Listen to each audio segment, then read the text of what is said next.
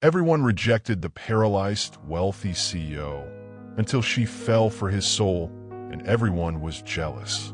6 months later, Richard had mastered the mechanics of his new reality, but not the emotional weight.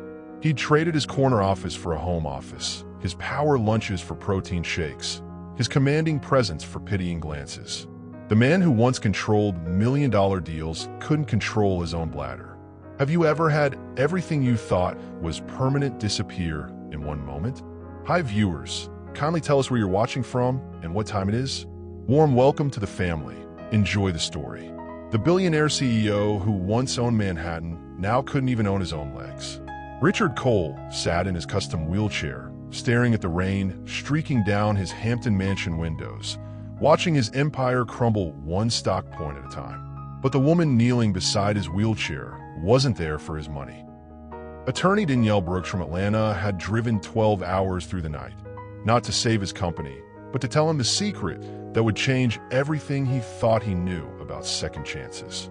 If you've ever wondered whether love can survive when everything else falls apart, this story will show you what happens when two broken souls refuse to stay shattered.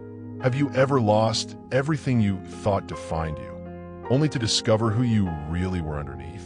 Has someone ever seen your worth when you couldn't see it yourself? Do you believe love can bloom in the darkest moments of life?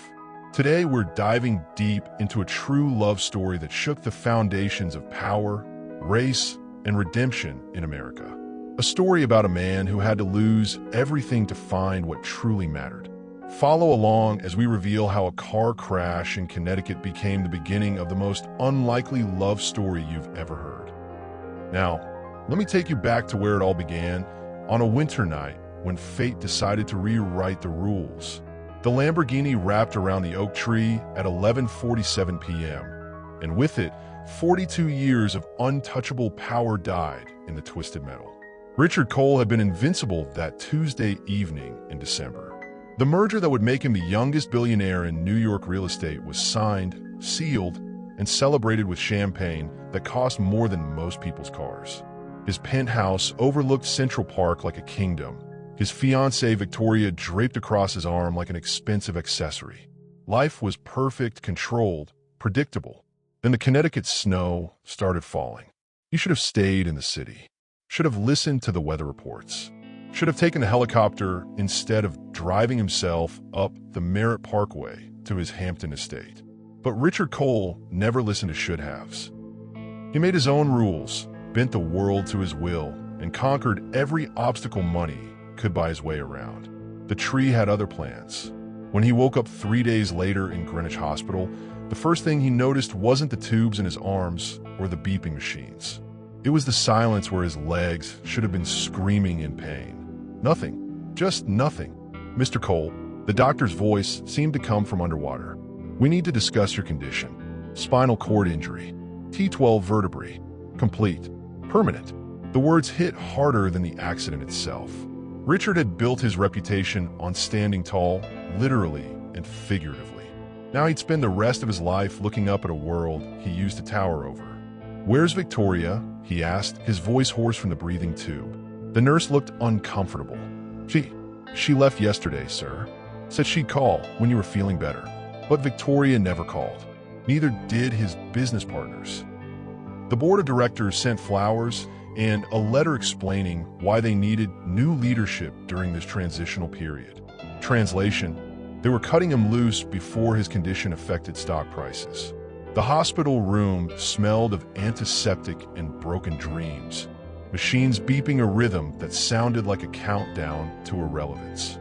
Reporters camped outside his room like vultures, hungry for photos of the fallen king. His Hampton estate, once filled with Manhattan's elite, grew silent except for the sound of his physical therapist explaining how to transfer from bed to wheelchair.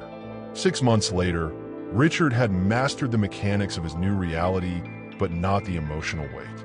He traded his corner office for a home office, his power lunches for protein shakes, his commanding presence for pitying glances. The man who once controlled million-dollar deals couldn't control his own bladder. Victoria had moved on publicly. Her engagement to a senator's son announced in Page 6 with a photo that showed her radiant smile and strategic forgetfulness about their 5-year relationship. His former friends crossed streets to avoid uncomfortable conversations. Even his doorman looked embarrassed when their eyes met. The lawsuit came on a Thursday morning in June. Corporate espionage, insider trading, conspiracy charges that could destroy what was left of his reputation and drain his remaining wealth. His legal team had jumped ship faster than rats on the Titanic, leaving him to face federal prosecutors alone. That's when his remaining assistant mentioned the attorney from Atlanta, Danielle Brooks, top of her class at Emory Law, reputation for taking impossible cases and winning them through sheer determination and legal brilliance. The only lawyer in the country willing to represent a paralyzed billionaire that everyone assumed was guilty. "She wants to meet you," his assistant said carefully. "But sir, she's different from your usual legal counsel." Richard laughed bitterly. Nothing about his life was usual anymore. Have you ever had everything you thought was permanent disappear in one moment? Tell me in the comments what you'd do if your whole world collapsed overnight. Would you fight back or give up? Drop a heart if you've ever felt completely abandoned when you needed people most. When the lawyers told him about the woman from Atlanta who wanted to represent him, Richard laughed bitterly. He had no idea she was about to become his salvation and his greatest risk. Because Danielle Brooks didn't just see a broken man in a wheelchair. She saw something everyone else had missed, something that would change both their lives forever. She walked into his mansion like she owned it, not because of arrogance, but because she'd never learned to shrink. Danielle Brooks stood 5'6" in her practical heels, wearing a navy suit that cost less than Richard's breakfast but fit her like armor. Her natural hair was pulled back in a professional bun that framed a face built for courtrooms. Intelligent dark eyes that missed nothing, full lips that could deliver devastating closing arguments, and a jawline that announced she didn't back down from fights. The marble floors of his mansion echoed with her confident steps. Each click of her heels a reminder that some people still move through the world unbroken. She didn't gawk at the crystal chandeliers or oil paintings worth more than houses. She looked directly at him, wheelchair and all, without the flinch he'd grown used to seeing. "Mr. Cole." Her southern accent was soft, but her handshake was firm. "I'm Danielle Brooks. I'm here to save your company and your reputation, assuming you're innocent of these charges." Assuming. Richard raised an eyebrow. Most lawyers led with flattery and promises. This woman led with conditions. "I don't represent guilty people, no matter how much they pay me." She settled into the chair across from his desk without invitation. "My grandmother used to say, 'Baby girl, you can smell guilt on a man like cheap cologne.' You don't smell guilty. You smell angry, bitter, and sorry for yourself, but not guilty." No one had spoken to him that bluntly since the accident. His remaining staff treated him like fragile glass. His doctor spoke in careful, clinical terms. Even his physical therapist used the tone people reserve for injured animals. But this woman from Atlanta looked at him like he was still a man capable of handling hard truths. "So what makes you think you can win this case when every other lawyer in New York ran for the hills?" Danielle opened her briefcase and spread documents across his mahogany desk. Her fingers moved with precision, organizing evidence like a general planning battle strategy. "Because they see a paralyzed billionaire who's easy to convict. I see a pattern of corporate sabotage designed to destroy you personally and professionally. Someone wanted you in that car that night, Mr. Cole. The question is why?" Richard leaned forward despite himself. "What do you mean, wanted me in the car?" "The merger documents were altered after you signed them. Someone knew you'd drive to your Hampton house to review the changes privately, like you always did with major deals. Someone knew you'd take that specific route in weather that was dangerous, but not impossible for someone with your driving experience." Her eyes locked with his. Someone orchestrated this entire scenario. The word hit him like a physical blow. Someone had tried to kill him, and when that failed, they were trying to finish the job through the legal system. "Why should I trust you?" he asked, his voice rougher than intended. "Because I drove 12 hours from Atlanta in my 10-year-old Honda to get here, not because I need your money, but because I can't stand watching innocent people get destroyed by guilty ones." She leaned back in her chair. My grandmother cleaned houses for rich, white men her entire life. Some were decent, some were trash, but she taught me how to tell the difference. You're not trash, Mr. Cole. You're just hurt. The silence stretched between them, charged with something Richard couldn't name. Professional respect? Mutual recognition? When she leaned over his desk to point out specific sections in the legal documents, her perfume mixed with his cologne, creating an awareness that had nothing to do with paralyzed legs and everything to do with the fact that he was still, fundamentally, a man. I can win this case, she said, straightening up, but I need complete honesty from you about everything. Your business dealings, your personal relationships, your enemies. I need access to all your financial records, all your communications, all your secrets. Can you handle that level of transparency? Richard studied her face. 6 months ago, he would have laughed at the idea of trusting a stranger with his empire. But 6 months ago, he thought he knew who his friends were. What's your fee? We'll discuss that after I decide whether to take your case. She gathered her papers with the same efficiency she'd displayed them. I don't work for money, Mr. Cole. I work for justice. Sometimes those two things align, sometimes they don't. Have you ever met someone who saw through your defenses immediately? Someone who refused to let you play victim? Share that moment below. Tell me in the comments about a time when someone challenged you to be better than you thought possible.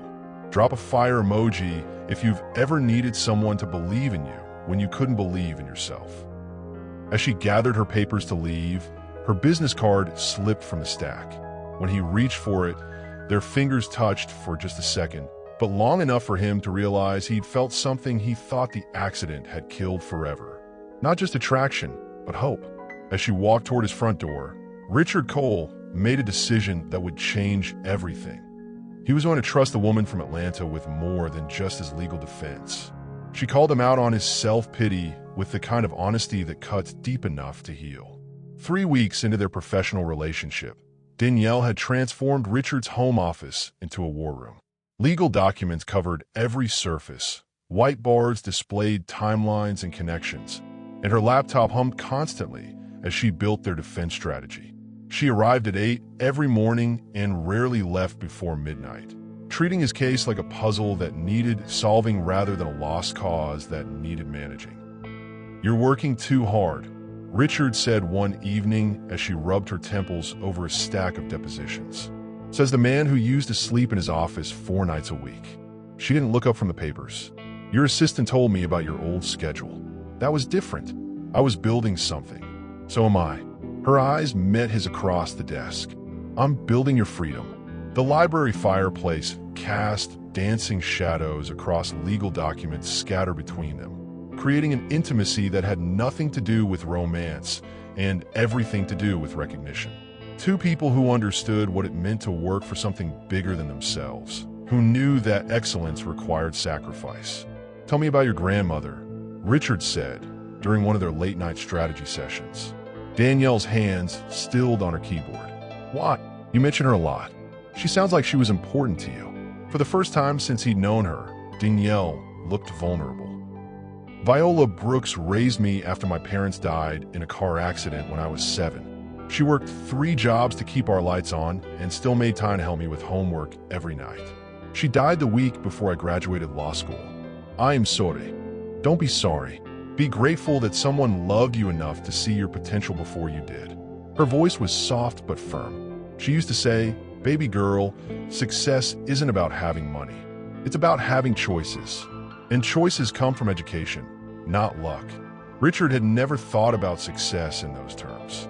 He'd inherited his father's real estate empire and expanded it through aggressive deals and calculated risks. But choice? That was something he'd taken for granted until a steering wheel on icy pavement took it away. "What was your biggest choice?" he asked. "Coming here. Taking your case." She saved her work and closed the laptop. "Every lawyer in Atlanta told me I was crazy to represent you. Said it would destroy my reputation to be associated with a lost cause. So why did you do it?" "Because my grandmother taught me to see the soul, not the surface. And your soul isn't guilty of what they're accusing you of." The words hung between them like a bridge neither was sure they should cross. Richard had spent months being seen as a victim, a charity case, a fallen king. But Danielle looked at him like he was still a man worth fighting for.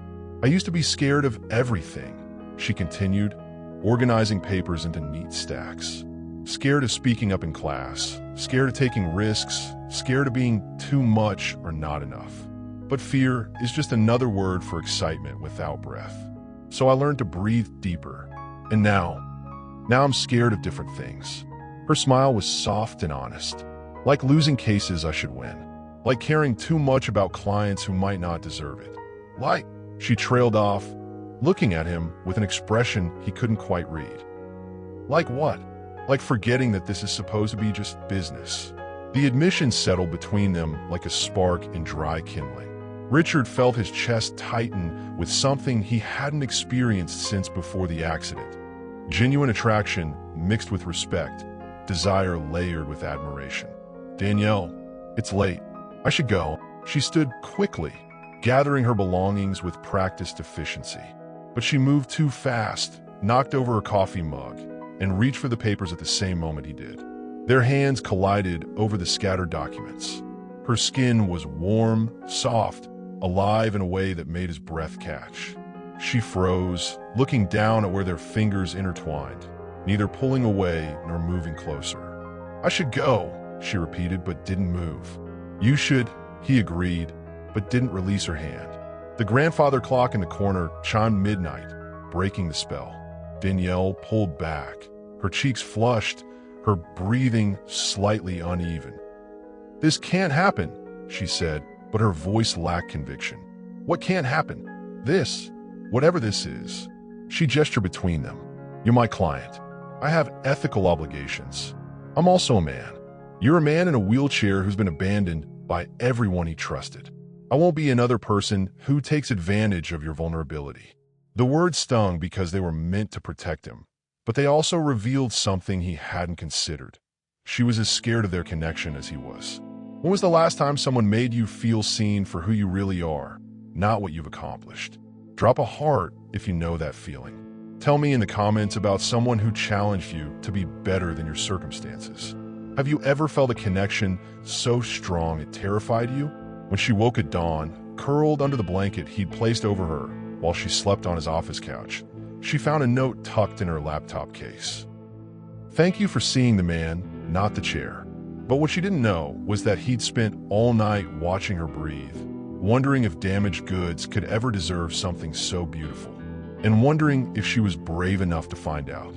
The day she made him laugh was the day they both realized this had stopped being just business. The preliminary hearing had been a massacre. Danielle destroyed the prosecution's timeline with forensic accounting that revealed financial discrepancies they'd missed. She presented evidence of corporate espionage so compelling that the federal prosecutor asked for a recess to review their entire case. By the time court adjourned, Richard's charges had been reduced from conspiracy to simple regulatory violations, and even those were looking shaky. We did it, Danielle said as they left the courthouse, her smile brighter than the Manhattan sunshine. The major charges are going to be dropped. I can feel it. Richard had forgotten what victory felt like. For months, he'd braced himself for loss, prepared for worst-case scenarios, accepted that his reputation might never recover. But watching Danielle dismantle their opponents with surgical precision had reminded him why he'd become successful in the first place. He knew how to pick winning teams. Dinner, he said suddenly. Let me cook for you. You cook. I used to. Before the accident, I barely had time to microwave coffee. But lately, he gestured to his wheelchair with a self-deprecating smile. I've had time to rediscover old hobbies. The drive to his Hampton estate felt different than their usual business trips. The late afternoon sun painted the Connecticut countryside in gold and amber, and for the first time in months, Richard felt something other than dread about the future. His kitchen had been redesigned for wheelchair accessibility, with lowered counters and specialized equipment that allowed him to cook independently. Danielle watched with fascination as he prepared chicken piccata with the same precision he'd once used to negotiate multi-million-dollar deals. This smells incredible, she said, accepting a glass of wine. Where did you learn to cook like this? My mother, before she died, She insisted that every coal man should know how to take care of himself and anyone he loved. The words slipped out before he could stop them, the wine loosening his tongue. Anyone he loved? Danielle raised an eyebrow, her tone teasing but her eyes serious. Hypothetically speaking, of course. Of course. The dining room that had hosted senators and celebrities now felt more alive with just the two of them, candlelight reflecting off crystal glasses and the genuine warmth in her eyes. They talked about everything except the case: her childhood in Atlanta, his early business failures, her law school experiences, his complicated relationship with his father's legacy. "You're not what I expected," she admitted over dessert. "What did you expect? Honestly, a spoiled rich boy who never faced real problems until the accident. Someone who needed saving rather than someone worth fighting for. And now, I think you were probably insufferable before the crash, but the kind of insufferable that came from competence rather than arrogance." She smiled. "The accident didn't break you, Richard. It just removed all the noise so people could hear who you really were underneath." Something shifted in his chest. Not just attraction, though that was certainly present. Something deeper. Recognition, understanding, the feeling that someone finally saw him as a complete person rather than a collection of limitations. "Dance with me," he said suddenly. "Richard, you can't. I could do a lot of things. Different than before, but still possible." He moved his wheelchair back from the table and extended his hand. "Trust me." She hesitated, then placed her hand in his. He pulled her gently into his lap, her legs spanning his wheelchair, her arms around his shoulders. They swayed to music only they could hear, her forehead resting against his, her breath warm against his cheek. "This is crazy," she whispered. "The best things usually are." She pulled back to look at him, her dark eyes searching his face. "What are we doing, Richard?" "I don't know, but I know I haven't felt this alive since before the accident." The kiss was inevitable. Soft at first, tentative, a question being asked and answered simultaneously. Then deeper, hungry, months of tension and connection finally finding expression. Her fingers tangled in his hair, his hands mapped the curve of her spine, and for the first time since the accident, Richard felt like a man instead of a patient. They broke apart when her phone rang, the sound jarring them back to reality. She answered breathlessly, still sitting in his lap, her free hand resting on his chest. "Yes, this is Danielle Brooks." "What? When did this happen?" "I'll be right there." She ended the call and looked at him with an expression he couldn't read. "What's wrong?" "That was my contact at the prosecutor's office. Someone leaked photos of us leaving the courthouse together. The media is calling it a romantic angle to your defense strategy." She stood up, smoothing her dress, professional mask sliding back into place. "They're questioning my ethics, suggesting I'm compromising the case for personal gain." The magic of the evening evaporated like steam from a cooling cup of coffee. Richard watched her gather her belongings, her movements sharp and efficient, walls rebuilding themselves in real time. "Danielle, wait. I have to go. I need to do damage control before this affects your case." "Forget the case for a minute. What about us?" She paused at the door, her back still turned to him. "There is no us, Richard. There can't be. Too much is at stake." But her voice broke on the last word, and they both knew she was trying to convince herself as much as him. Have you ever wanted someone so badly, but convinced yourself it was impossible? Tell me about that person in the comments. Drop a flame emoji if you've ever felt a connection so strong it scared you. What would you do if the world tried to keep you away from someone you cared about?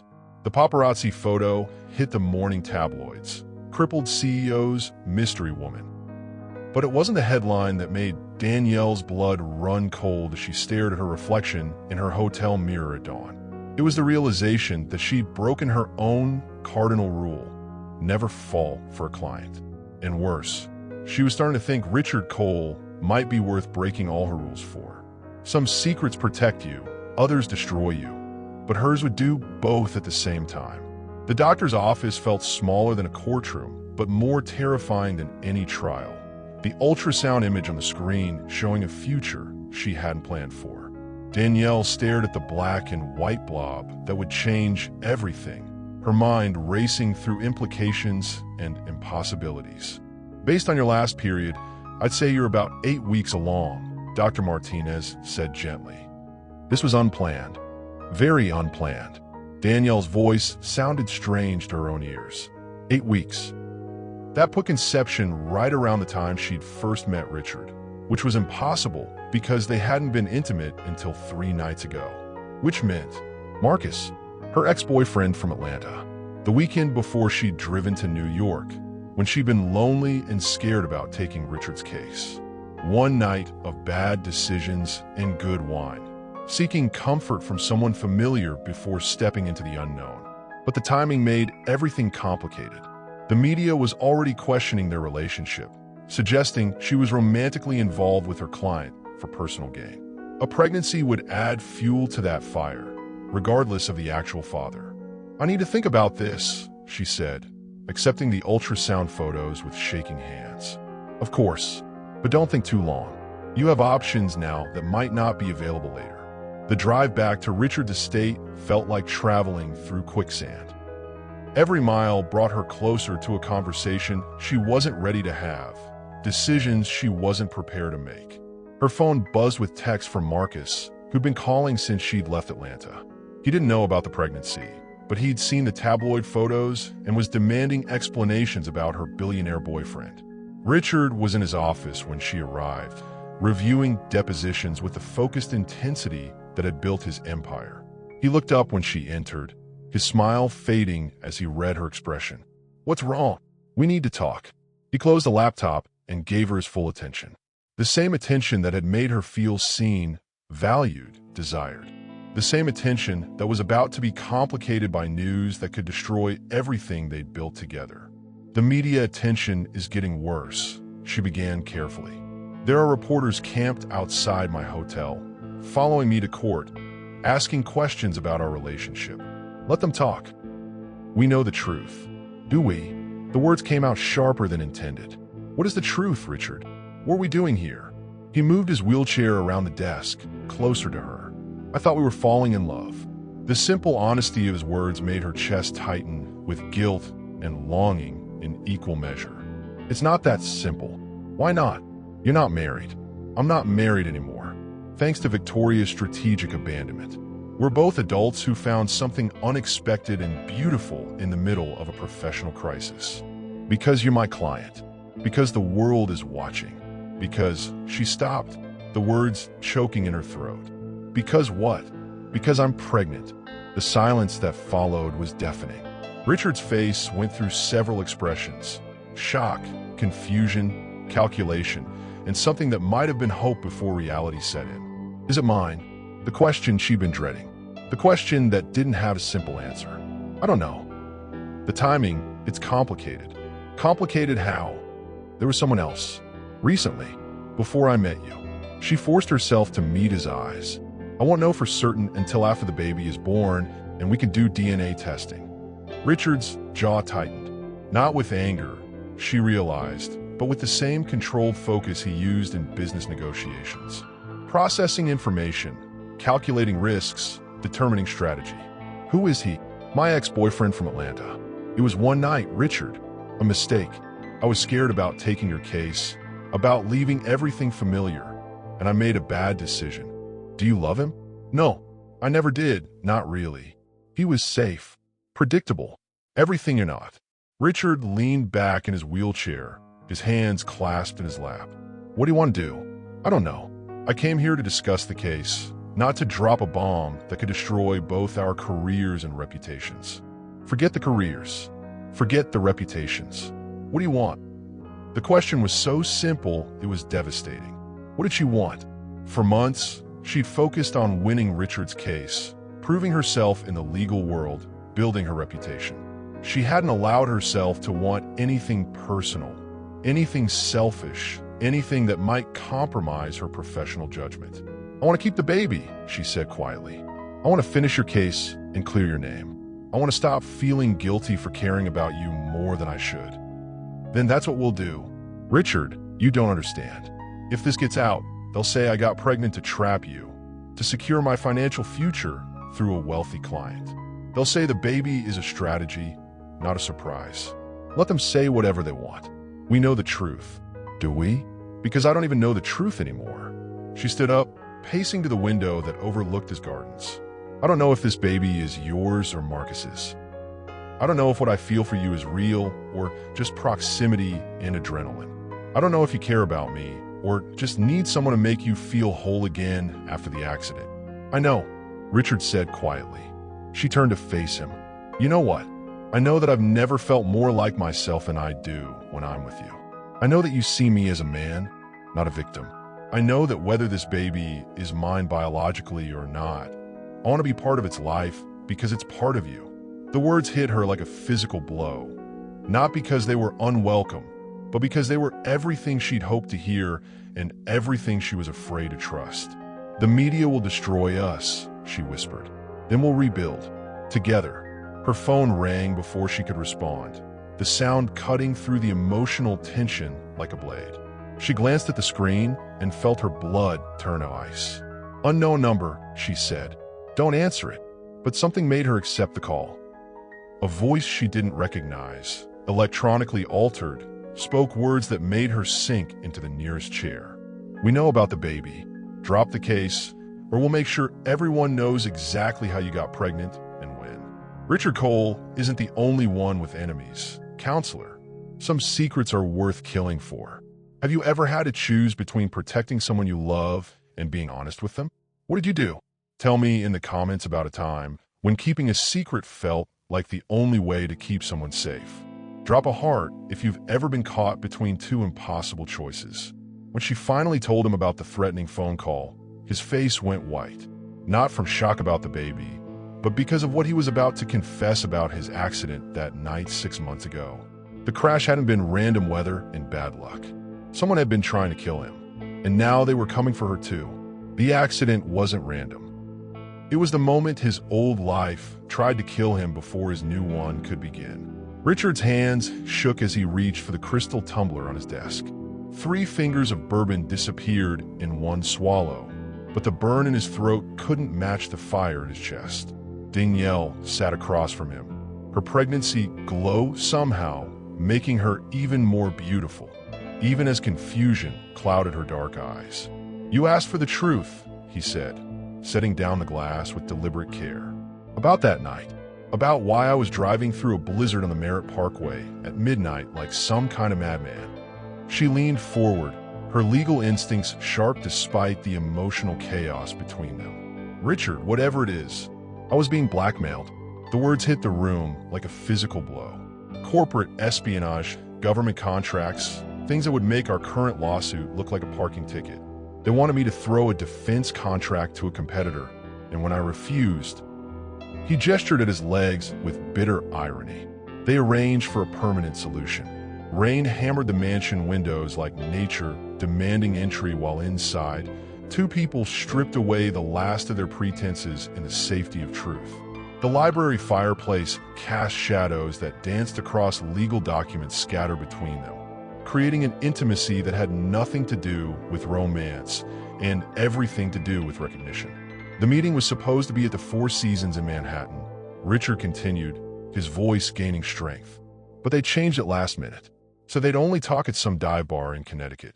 I should have known it was a setup, but I was arrogant. Thought I was untouchable. Danielle's breath caught. The timing. Richard, when exactly did this happen? March 15th. What? Her face went pale. March 15th. The same night she'd broken up with Marcus in Atlanta. The same night she'd driven around for hours, crying and wondering if she'd ever find a man who saw past her success to the woman underneath. The same night she'd made the decision to focus entirely on her career and forget about love. What aren't you telling me? His voice cut through her memories. She stood abruptly, pacing to the window.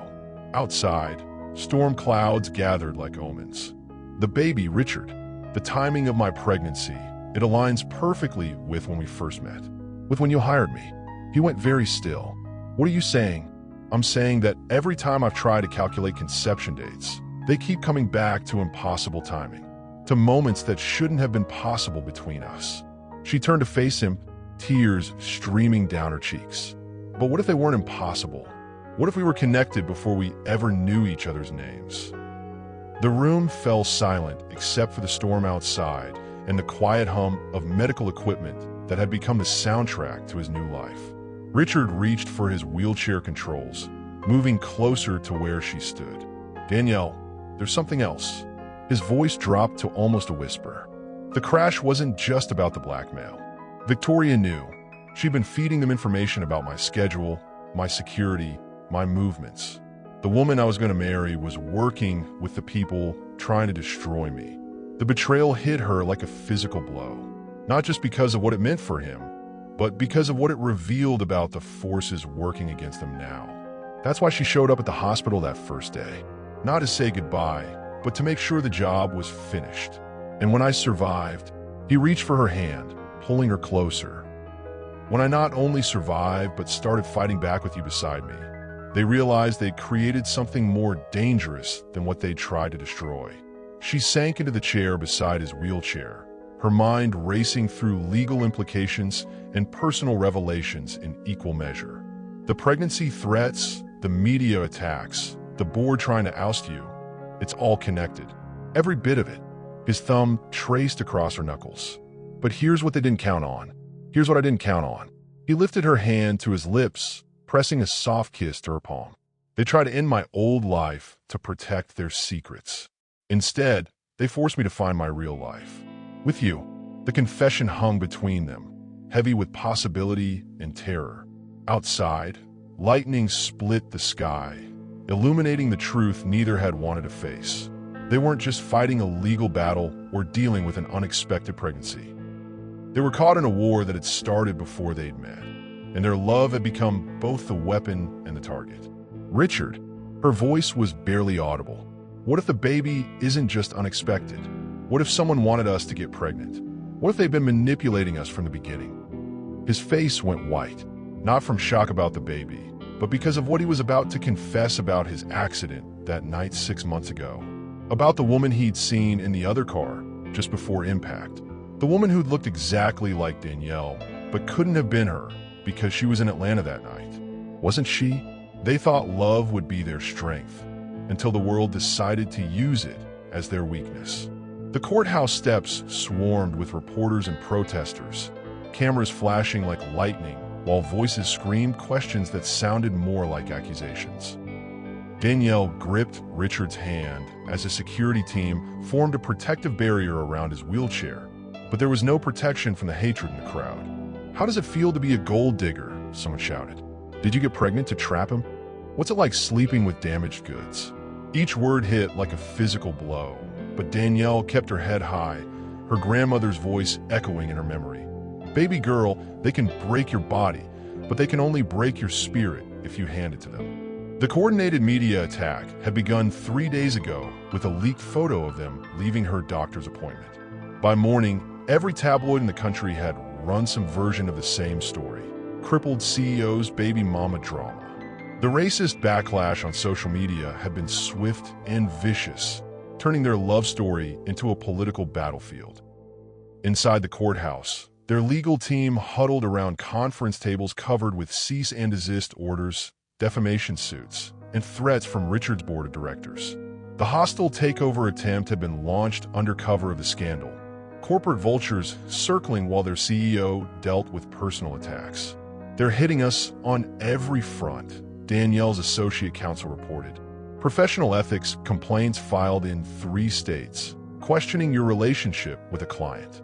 The Georgia Bar Association wants a formal hearing." Richard's jaw tightened. Let them come. Every ethics complaint, every board meeting, every piece of garbage they throw at us just proves how desperate they're getting. But Danielle wasn't listening to strategy talks. She was staring at her phone, reading text messages that made her blood run cold. "Drop the case or we'll destroy the baby daddy. Mixed breed babies don't deserve to live. We know where you sleep at night." Her hand shook as she set the phone down. This wasn't just about Richard's lawsuit anymore. This was about something deeper, uglier, more dangerous than corporate espionage or blackmail. This was about people who couldn't stomach the idea of a successful black woman loving a powerful white man and creating a future together. "We should leave," she whispered to Richard during a brief recess. "Take the baby and disappear. You have enough money to start over anywhere in the world." His response was swift and fierce. "Like hell we will. You think I fought my way back from being a vegetable just to run away when some cowards try to intimidate us? You think I'm going to let them win by making us hide?" That evening, back at the mansion, they made love with desperate intensity on his office couch, claiming each other despite the world's disapproval. Her body moved above his with fluid grace, both of them needing to prove that what they had was real, was theirs, was worth every battle they'd have to fight. Afterward, she lay against his chest while he traced patterns on her bare shoulder, both of them listening to the security guard's footsteps outside the door. "I've been thinking about what you said," she murmured, "about the woman in the other car that night." His hand stilled.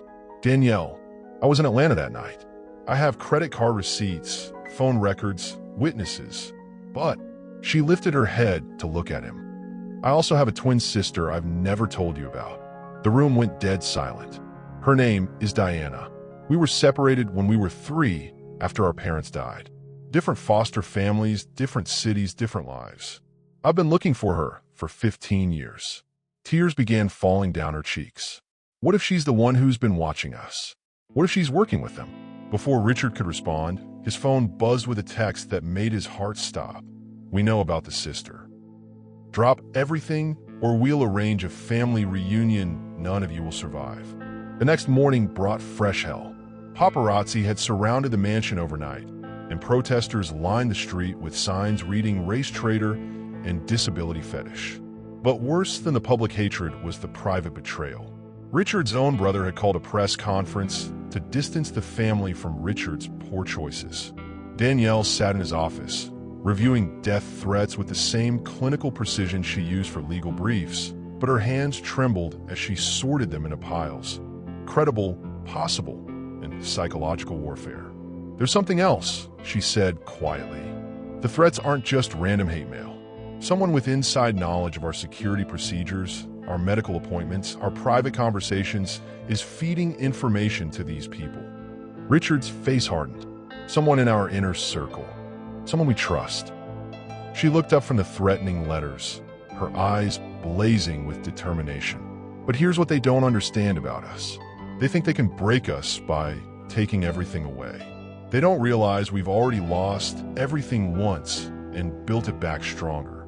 The phone rang, interrupting their planning session. Richard answered, his face growing pale as he listened. "What is it?" Danielle demanded. He hung up slowly. "That was my head of security. Someone broke into your apartment in Atlanta last night. They didn't take anything, but they left something behind." "What?" When the envelope arrived by courier an hour later, inside were ultrasound photos of her baby and a note that made them both realize someone had been watching them closer than they'd ever imagined.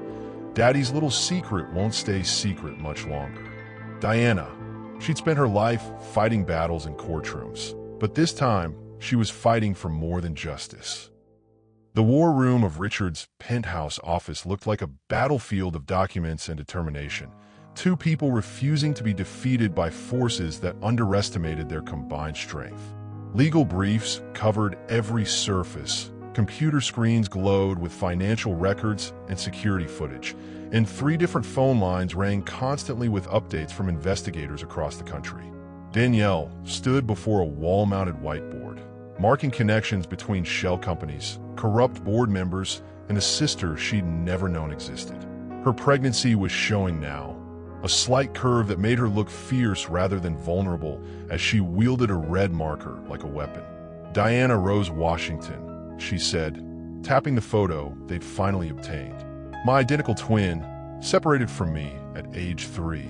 Adopted by a family in Chicago, graduated from Northwestern Law, worked for Blackstone Security for 8 years." She turned to face Richard. "Professional corporate espionage." "The perfect inside agent," Richard agreed grimly. "Someone with your face, your intelligence, your legal training, but none of your loyalty." He rolled his wheelchair closer to study the timeline they'd constructed. "She's been planning this for years, hasn't she?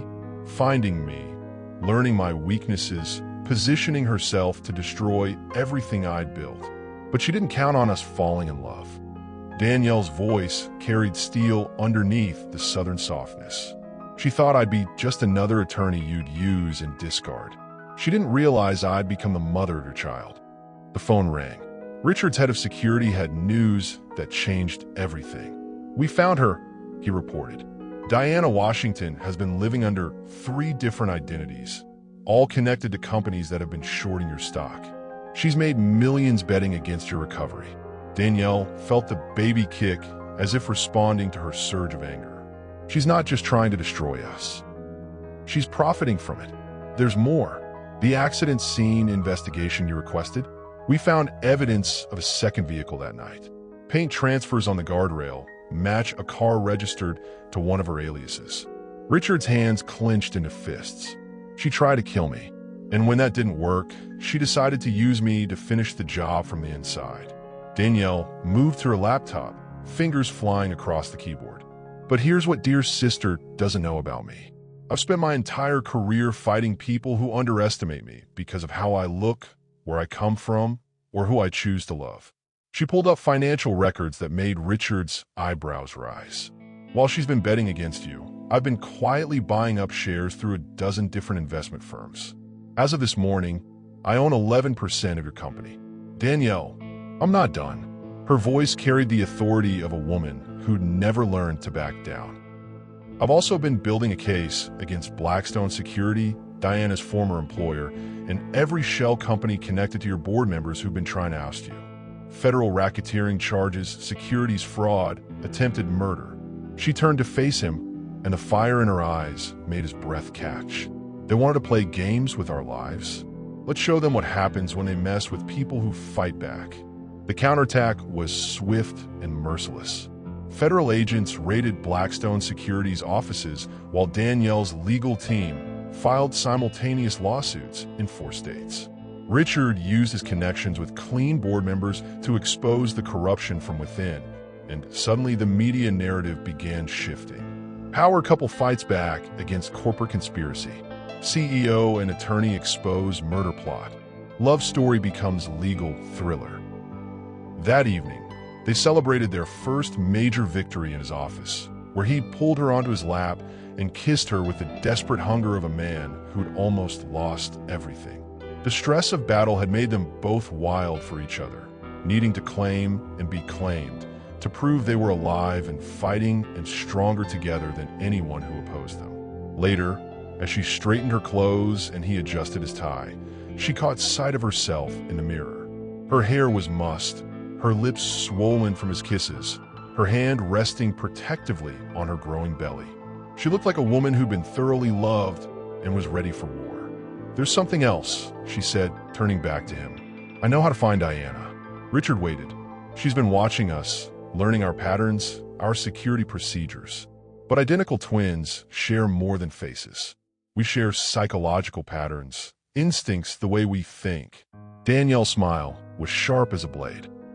"She thinks she knows me, but I know her too, and I know exactly where she'll go when the walls start closing in." Her phone buzzed with a text from an unknown number. "Sister dear, you're making this too easy. See you soon, D." But when Richard saw Danielle's answering smile, he realized the text hadn't been sent to intimidate her.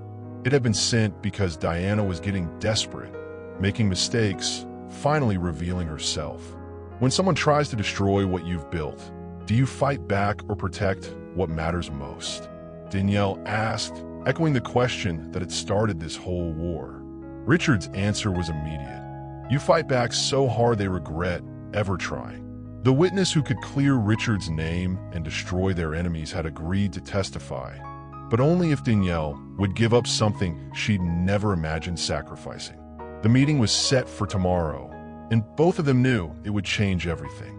Again, love isn't just about what you'll do for someone. It's about what you'll give up to keep them safe. The hospital room where Danielle had been rushed after collapsing during their strategy meeting became their command center, her hand on her belly protecting their future while planning their present battle. The pregnancy complications were minor, stress and exhaustion, but the doctor's orders for bed rest couldn't have come at a worse time. Marcus Chun, the federal prosecutor who'd been investigating the conspiracy against Richard, sat uncomfortably in the visitor's chair beside her bed. His offer was simple and devastating. Full immunity and protection for Diana in exchange for her testimony against Blackstone Security and the corrupt board members. She has recordings, Marcus explained, avoiding Danielle's eyes. Video evidence of the murder attempt, financial records of the stock manipulation, everything we need to put these people away for life. And in exchange, Richard's voice was ice cold. MS. Foster withdraws from all legal representation of Mr. Cole, effective immediately. She signs a non-disclosure agreement about everything she's learned, and she agrees never to practice law in any case involving corporate espionage or securities fraud. The silence in the room was deafening. Danielle's career, her reputation, her life's work, everything she built would be gutted to protect the sister who tried to destroy them both. No. Richard's word cut through the air like a gunshot. Absolutely not. Find another way. But Danielle was already studying the legal documents Marcus had brought, her mind racing through implications and alternatives. What about the recordings? Can't you get them another way? Marcus shook his head. Diana's too smart. She's hidden everything behind layers of encryption and deadman switches. If anything happens to her, or if we try to prosecute her, all evidence disappears. She'll only cooperate if she knows you can't practice law anymore. What? The word tore from Danielle's throat. Why does she want to destroy my career? Because you succeeded where she failed. Marcus's voice was gentle but brutal. You found love, success, respect, everything she wanted but couldn't achieve without destroying other people. She can't stand watching you have what she'll never have. Richard moved his wheelchair closer to the bed, taking Danielle's hand in both of his. We'll find another way. There's always another way. But even as he said it, they both knew the truth. The trial was in 3 days. Without Diana's testimony, Richard would face criminal charges that could put him in prison for 20 years. The conspiracy would remain hidden. The real criminals would go free, and their baby would grow up with a father behind bars. Danielle closed her eyes, feeling the baby move restlessly inside her, as if sensing the decision being made.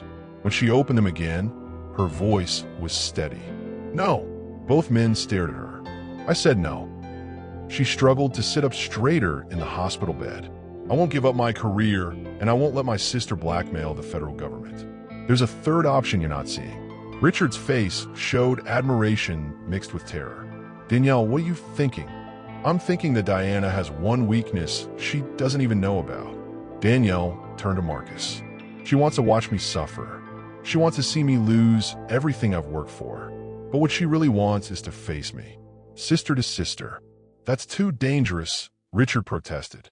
She tried to kill me. What do you think she'll do to you? She won't hurt me. Danielle's hand moved to her belly.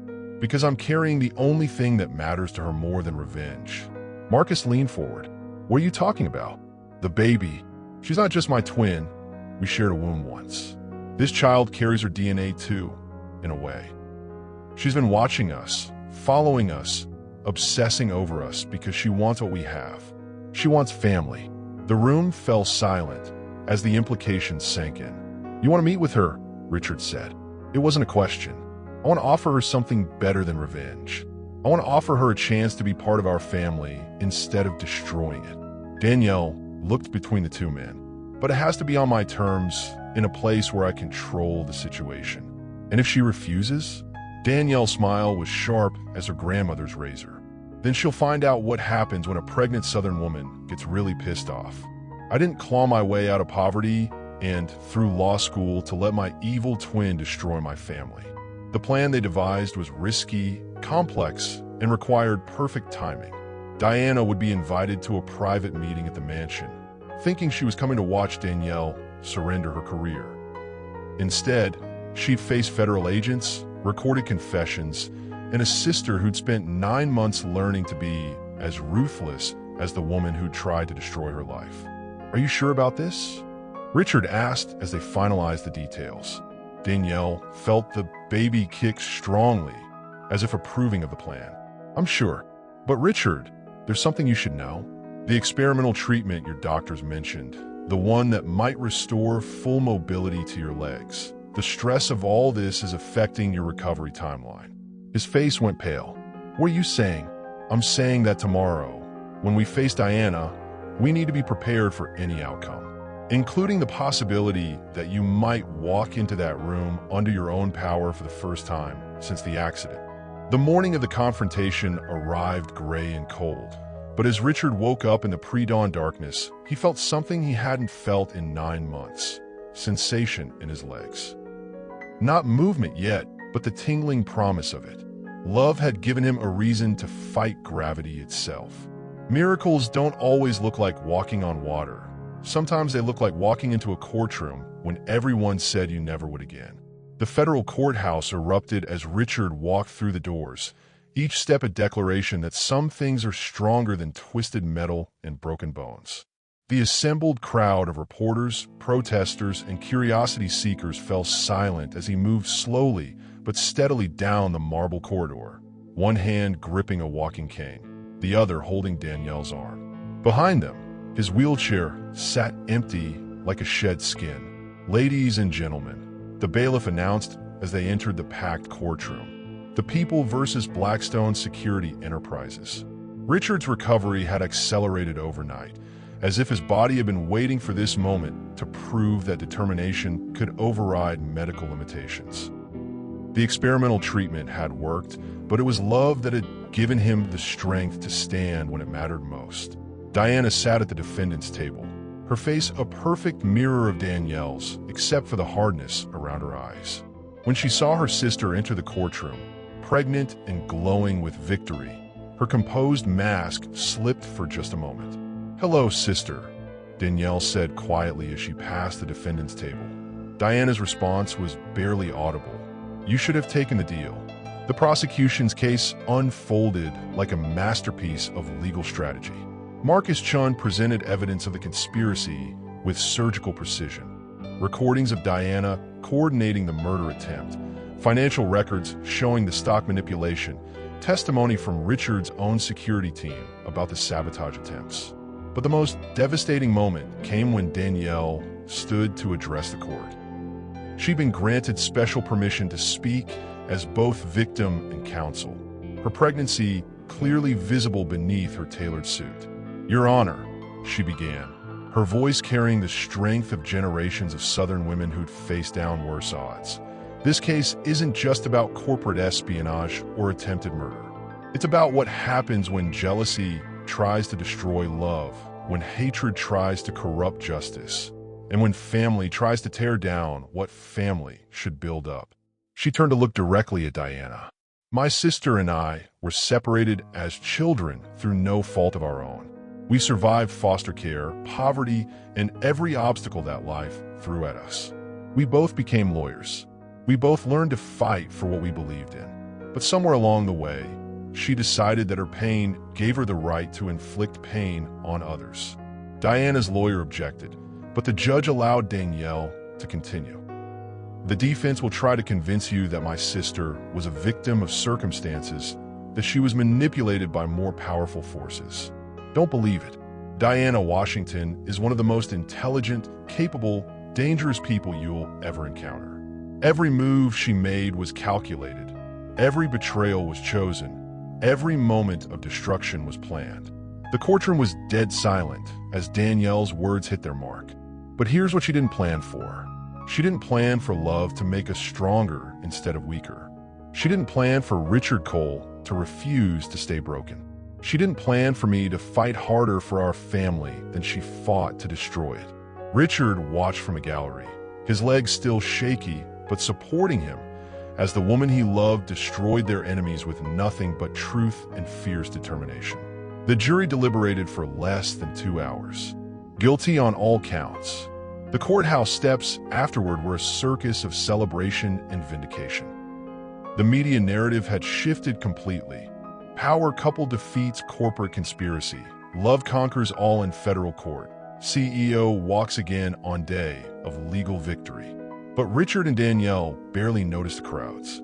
They were too focused on each other, on the future they'd fought so hard to protect, on the baby who would be born into a world where justice had actually won for once.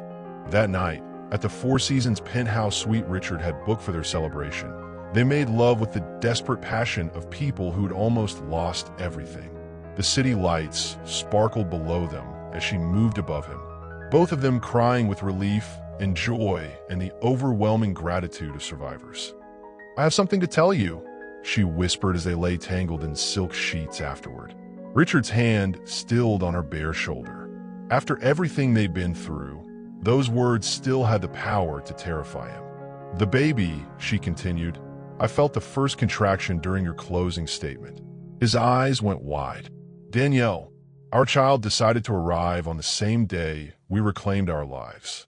She smiled through the pain of another contraction. "I think that's poetic justice, don't you?"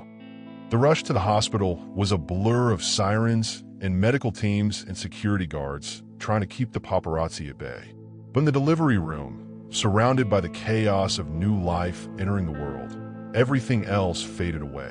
"It's a girl," the doctor announced as a strong, healthy cry filled the room. Richard stared at his daughter, their daughter, with tears streaming down his face. She was perfect, beautiful, a living symbol of everything they'd fought for and won. As the nurse placed her in Danielle's arms, he realized that walking again paled in comparison to this moment. "What should we name her?" Danielle asked softly. "Hope," he said without hesitation. "Her name is Hope." Outside the hospital, the media waited for statements about the trial, the conspiracy, the victory. But inside that room, two people who'd learned that love could survive anything held their daughter and planned their future. Tomorrow would bring new challenges. Tonight was for miracles. The baby who was conceived in secrets was born in triumph, surrounded by love that had survived every test. The delivery room filled with more than medical equipment. It overflowed with the sound of new life and the quiet tears of a man who thought he'd lost everything finding out he'd gained the world. Hope Elena Cole Foster weighed 7 pounds, 2 ounces, and had her mother's determined chin and her father's stubborn streak, evident from her first indignant cry. "She's perfect," Richard whispered, his voice breaking as he touched his daughter's tiny fist. 6 months ago, he'd been convinced he'd never be a whole man again. Now, standing beside Danielle's hospital bed on his own 2 feet, holding his newborn daughter, he understood that wholeness had nothing to do with what your body could do and everything to do with what your heart could hold.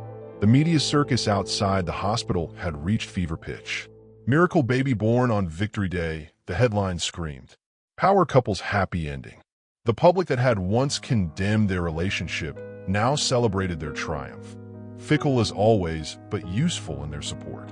Danielle watched Richard cradle hope with the careful reverence of a man handling something infinitely precious. The sight of her intimidating, powerful partner reduced to gentle cooing and baby talk made her fall in love with him all over again. "So what happens now?" she asked as he settled into the chair beside her bed, Hope sleeping peacefully in his arms. "Now we figure out how to be parents while running a corporate empire and a law firm," he said, never taking his eyes off their daughter. "Now we prove that everything we fought for was worth it." The transformation had already begun. Richard's company, cleared of all criminal charges and freed from corrupt board members, had seen its stock price soar. More importantly, he'd announced plans to launch a foundation focused on helping accident victims and their families, turning his personal tragedy into hope for others. Danielle's legal practice had exploded overnight. Federal prosecutors were lining up to hire the woman who'd taken down one of the most sophisticated corporate conspiracy cases in recent history.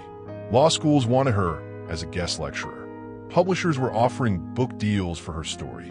But none of that mattered as much as the tiny person sleeping in her father's arms. "I called my grandmother," Danielle said softly. "Told her about hope." Richard looked up. "What did she say?" "She said that sometimes God uses the worst things in our lives to bring us the best things. That hope was always meant to be ours. We just had to survive long enough to deserve her."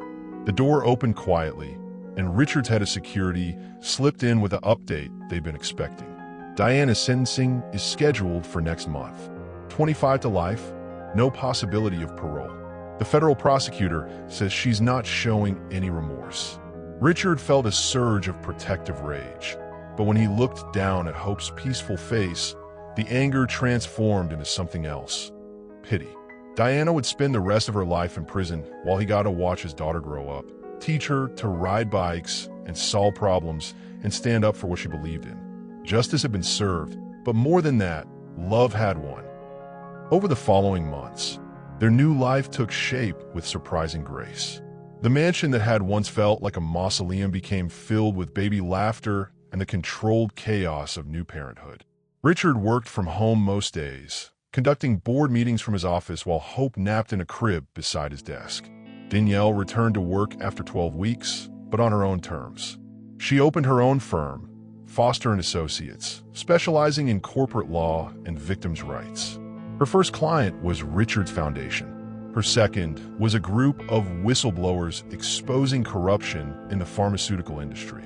"We make a good team," Richard said one evening as they worked together in his office, Hope sleeping peacefully between them in her portable crib.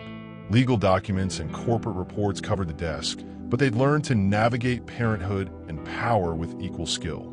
"We always did," Danielle replied, looking up from the foundation bylaws she was reviewing.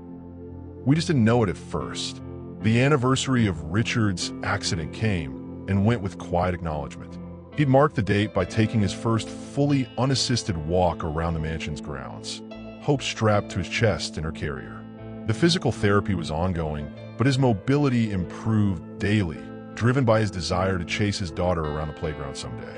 "I need to tell you something," Danielle said one night as they lay in bed, Hope finally asleep in her nursery after a particularly fussy evening. Richard tensed despite himself. After everything they'd been through, those words still carried weight. "I'm pregnant again." The silence stretched for exactly 3 heartbeats before he pulled her into his arms, his laughter rich with joy and wonder. "How long have you known?" 2 weeks. I wanted to be sure before I told you." She looked up at him in the moonlight streaming through their bedroom windows. "Are you happy?" His answer was a kiss that tasted like hope and promises and the kind of love that survives everything the world can throw at it.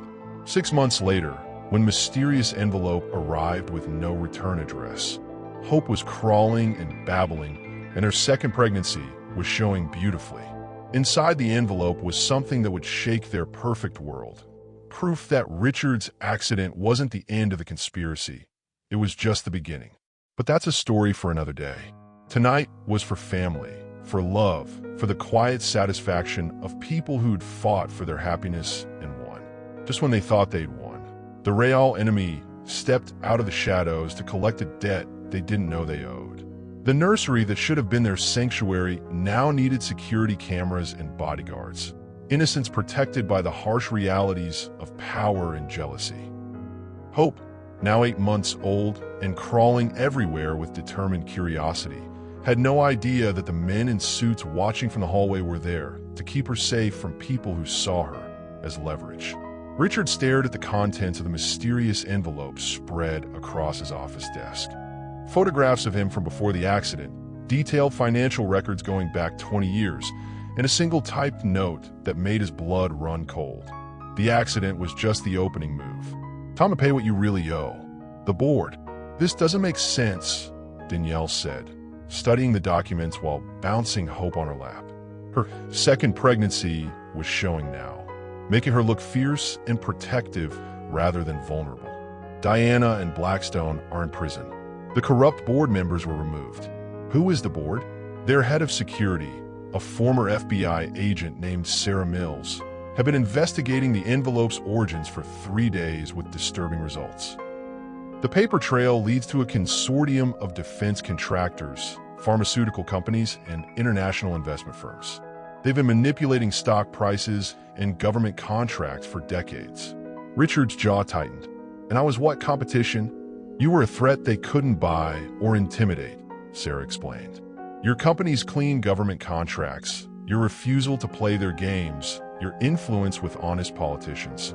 You were disrupting a system worth billions." Hope babbled happily, reaching for the colorful charts and graphs that detailed decades of corruption. The innocence of the gesture against the backdrop of corporate evil made Richard's protective instincts surge.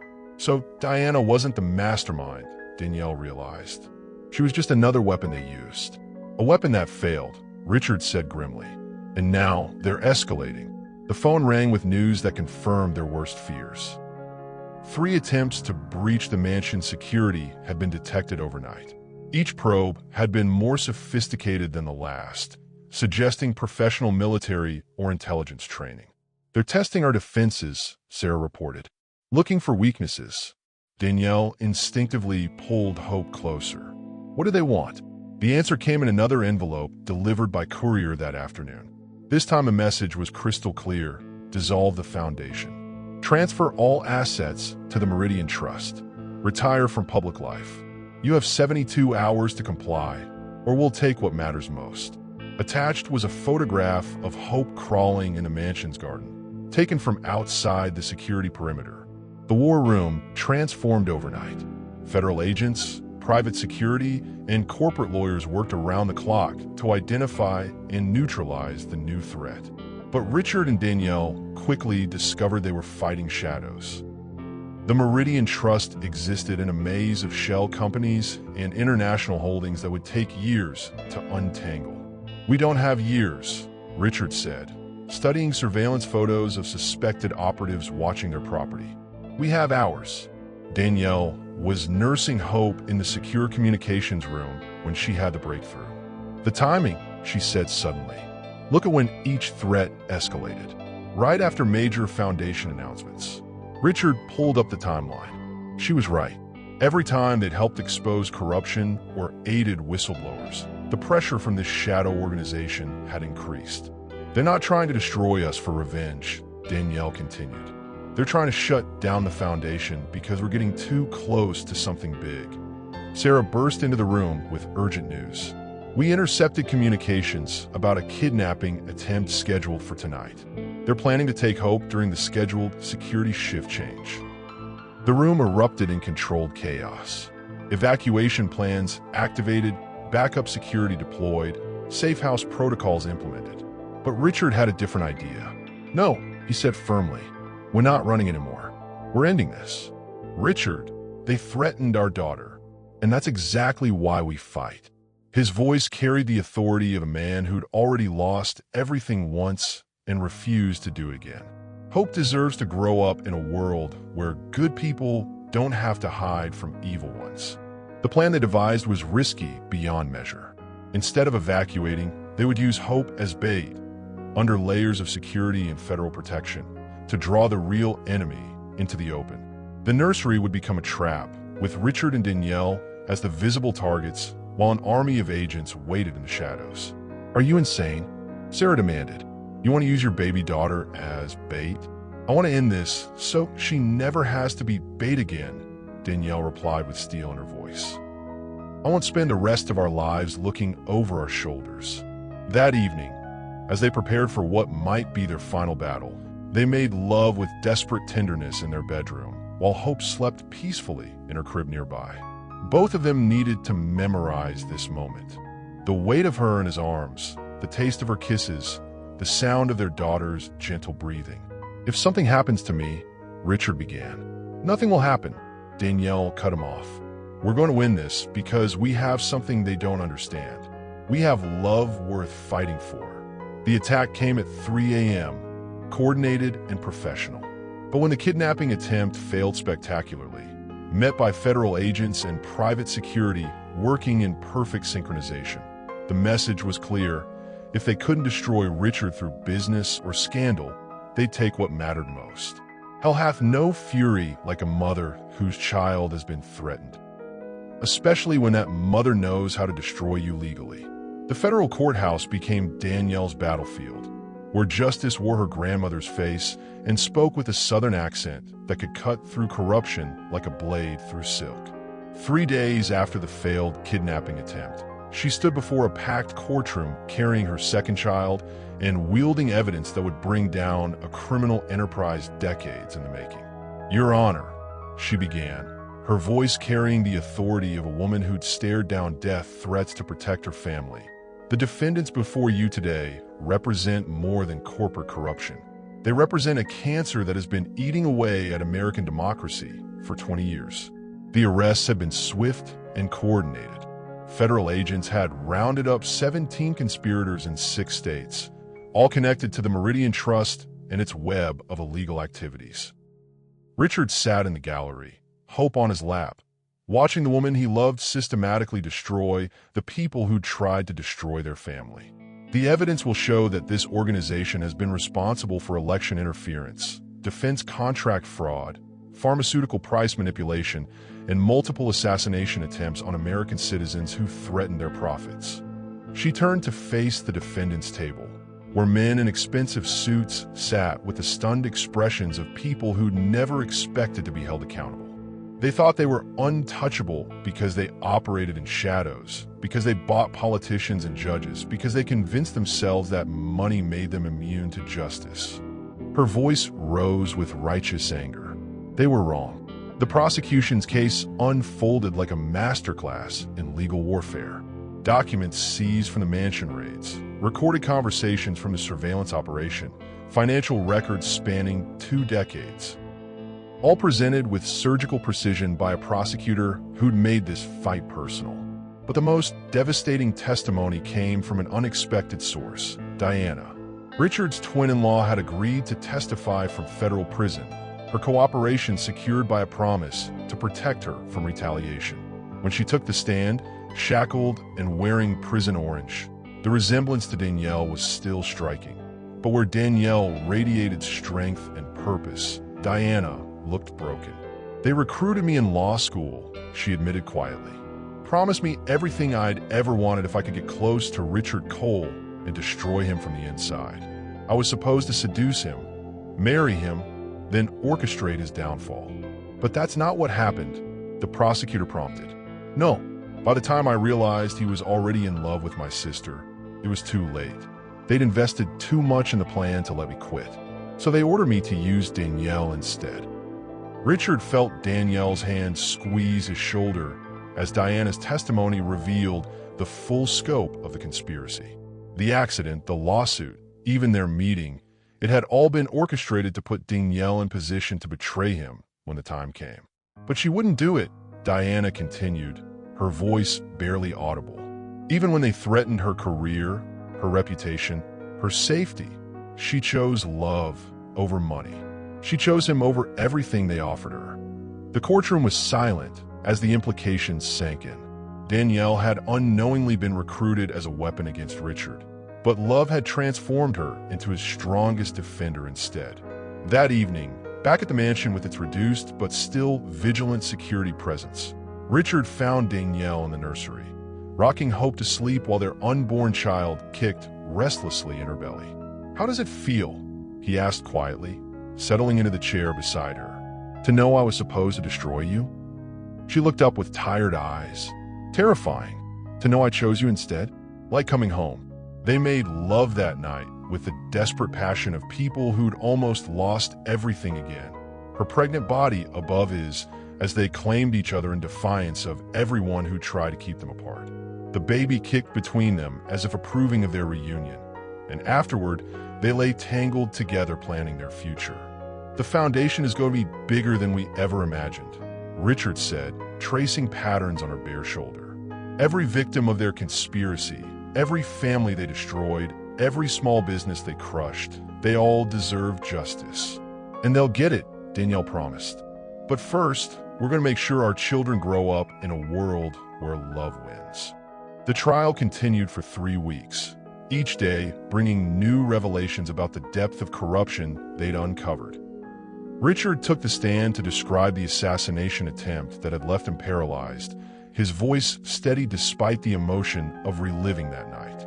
Danielle's testimony was equally powerful, walking the jury through her investigation with the skill of a woman who turned detective work into an art form. When she described the moment she'd realized her own child was being threatened, several jurors wiped away tears. The verdicts came down like thunder, guilty on all counts for all defendants. The judges' sentences were harsh but fair. Decades in federal prison for the ringleaders, forfeiture of all assets, and a court order dissolving the Meridian Trust and its subsidiaries. Justice has been served, the judge announced. But more than that, a message has been sent. In America, no one is above the law. No amount of money or influence can protect you from the consequences of your crimes. Outside the courthouse, the media frenzy was celebration rather than scandal. Power couple defeats criminal empire, the headlines read. Love conquers corporate conspiracy. But Richard and Danielle barely noticed the crowds. They were too busy planning the future they'd fought so hard to secure, holding their daughter while protecting their unborn son, surrounded by the kind of love that survives every test the world can devise. With their enemies finally defeated, they thought the hardest battles were behind them, until Richard opened the letter that would test whether their love could survive the ultimate challenge, his complete recovery. The cruelest irony of love is when getting everything you wanted makes you question if you deserve it. The rehabilitation center where Richard took his first unassisted steps felt more like a crossroads than a medical facility, each movement forward a choice about their future together. Hope, now a year old and walking herself, clapped her hands excitedly as her father moved across the parallel bars without any support, his legs strong and steady after months of intensive therapy. "Daddy, walk." She squealed, her vocabulary expanding daily along with her understanding that something important was happening. But Danielle watched from the observation window, with growing fear rather than celebration. 8 months pregnant with their son and exhausted from the trials, she couldn't shake the terrible question that had been haunting her. What happened when Richard didn't need her anymore? The letter from the experimental treatment center had arrived 3 days ago with news that should have been pure joy. Richard was responding so well to the new therapy that full recovery was not just possible, but probable. Within 6 months, he might have complete mobility, no limitations, no need for assistance with anything. He could have any woman in the world, she whispered to Sarah, their head of security turned close friend, as they watched Richard effortlessly navigate the obstacle course. "And he chose you when he was at his lowest point," Sarah replied firmly. "You think that changes because he can walk now?" But doubt was a poison that spread through even the strongest relationships. That evening, as Richard celebrated his progress with champagne and Hope babbled happily in her high chair, Danielle found herself studying his face for signs that he was already pulling away. "You're quiet tonight," he observed, rolling his wheelchair closer to where she sat on the couch, her hands resting on her swollen belly. "Just tired," she lied, but he knew her too well. "Danielle," his voice carried the authority of a man who'd learned to read her moods through a year of battles fought side by side. "What's really wrong?" The words tumbled out before she could stop them. "What happens when you can walk away from all this? When you don't need a lawyer, or a partner, or a woman who comes with more baggage than Louis Vuitton?" The silence that followed felt endless. "Is that what you think?" His voice was very quiet. "That I'm with you because I needed rescuing? I think," she said carefully, "that love born in crisis doesn't always survive peace." Richard stared at her for a long moment, then slowly stood up from his wheelchair. His legs held him steady as he walked the 3 steps to where she sat, knelt beside the couch, and took her face in his hands. "You want to know what I think about when I take those steps?" he asked softly. "I think about chasing Hope around the playground. I think about carrying our son on my shoulders. I think about dancing with you at our wedding without needing a chair." His thumbs brushed away tears she didn't realize were falling. "I think about having the mobility to love you the way you deserve to be loved." Her breath caught. "Wedding." He reached into his pocket and pulled out a ring box that made her heart stop. "I was going to wait until after the baby was born, do this properly with dinner and flowers and a photographer to capture the moment. But if you think my recovery changes how I feel about you, we need to fix that right now." Hope chose that moment to throw her sippy cup on the floor, demanding attention with the imperious tone of a child who knew she was the center of the universe. But neither of her parents moved, too caught up in the moment that would define the rest of their lives. "Danielle Foster," Richard said, opening the box to reveal a diamond that caught the light like captured stars. "Will you marry me? Not because I need you, but because I choose you. Not because you saved my life, but because you made it worth living." The yes was barely a whisper, but it echoed through the room like a promise. As he slipped the ring on her finger, their son kicked enthusiastically, as if approving of his parents' decision to make their family official.